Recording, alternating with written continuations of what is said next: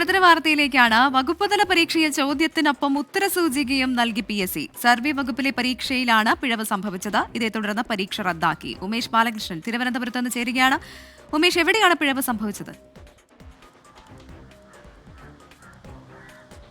പിഴവ് എവിടെയാണ് സംഭവിച്ചത് എന്നുള്ളത് അന്വേഷിക്കേണ്ടിയിരിക്കുന്നു. കാരണം സാധാരണഗതിയിൽ ചോദ്യപേപ്പർ തയ്യാറാക്കി അതിനുശേഷം അതിൽ ലോട്ടിട്ട് ഏത് ചോദ്യപേപ്പറാണ് നൽകേണ്ടത് എന്നുള്ള തീരുമാനത്തിൽ ആദ്യം PSC എത്തും. അതിനുശേഷം ആ ചോദ്യപേപ്പറും അതിൻ്റെ ഉത്തരസൂചികകളും പ്രിന്റ് ചെയ്യാൻ വേണ്ടി അതാത് പ്രിന്റിംഗ് പ്രസ് അത് രഹസ്യ സ്വഭാവത്തിലാണ് നടപ്പാക്കുന്നത്. പ്രിന്റിംഗ് കേന്ദ്രത്തിലേക്ക് മാറ്റും. പ്രിന്റ് ചെയ്യുന്ന ചോദ്യപേപ്പർ ഒരു ഭാഗമായും അതിൻ്റെ ഉത്തരസൂചികകൾ മറ്റൊരു ബണ്ടിലായും തിരിച്ച് അത് രണ്ട് പോസ്റ്റായിട്ടാണ് ഈ പരീക്ഷാ കേന്ദ്രങ്ങളിലേക്ക് എത്തിക്കേണ്ടത്.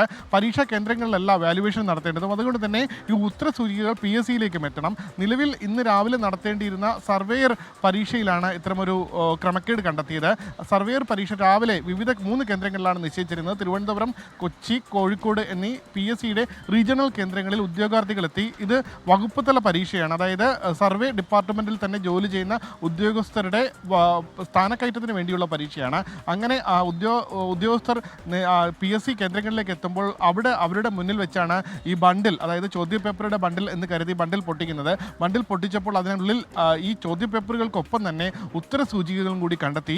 ആ സാഹചര്യത്തിൽ പരീക്ഷ നടത്തുന്നതിലേക്ക് കാര്യങ്ങൾ കടന്നില്ല. അതിനു മുമ്പ് തന്നെ ഇതുമായി ബന്ധപ്പെട്ട നിരീക്ഷണ ഉദ്യോഗസ്ഥർ PSC ഉന്നത ഉദ്യോഗസ്ഥരുമായി ബന്ധപ്പെട്ടു. ഇത്തരത്തിൽ ചോദ്യത്തിനൊപ്പം ഉത്തരക്കടലാസുകൾ കൂടി വന്നിട്ടുണ്ട് എന്നുള്ള വിവരം അറിയിക്കുകയും ചെയ്തു. ആ ഘട്ടത്തിൽ തുടർന്ന് പരീക്ഷ നടത്തിക്കൊണ്ടു പോകേണ്ടതില്ല എന്നുള്ള തീരുമാനം PSC എടുത്തു. അതിൻ്റെ അടിസ്ഥാനത്തിൽ ഇന്ന് നടത്തേണ്ടിയിരുന്ന പരീക്ഷകൾ റദ്ദാക്കിയിട്ടുണ്ട്. പക്ഷേ PSCയുടെ ഭാഗത്ത് നിന്ന് വലിയ ഗുരുതരമായ ഒരു വീഴ്ച സംഭവിച്ചിരിക്കുന്നു എന്നുള്ളൊരു വസ്തുതയാണ്. കാരണം ഇത് ഏതൊരു പരീക്ഷയാണെങ്കിലും ഒരേ പാറ്റേൺ ആണ്, അതായത് ഒരേ രഹസ്യ സ്വഭാവത്തിലാണ് നടത്തേണ്ടത്. കുറച്ച് ഉദ്യോഗസ്ഥരോ അല്ലെങ്കിൽ ഉദ്യോഗാർത്ഥികളാണോ കൂടുതൽ ഉദ്യോഗാർത്ഥികളാണോ തുടങ്ങി വേർതിരിവ് കാണിക്കാൻ പാടില്ല. അതിനെല്ലാം കൃത്യമായ പ്രോട്ടോകോൾ ഉണ്ട്. ആ പ്രോട്ടോകോൾ പ്രകാരം അതീവ രഹസ്യ സ്വഭാവം കീപ്പ് ചെയ്ത് ഒപ്പം കൃത്യമായി മാനേജ് ചെയ്ത് വേണം ഇത്തരം കാര്യങ്ങൾ നടപ്പാക്കേണ്ടത്. അതിൽ ഏത് ഘട്ടത്തിലാണ് വീഴ്ച വരുത്തിയതെന്ന് PSC തുടർന്ന് അന്വേഷിക്കും.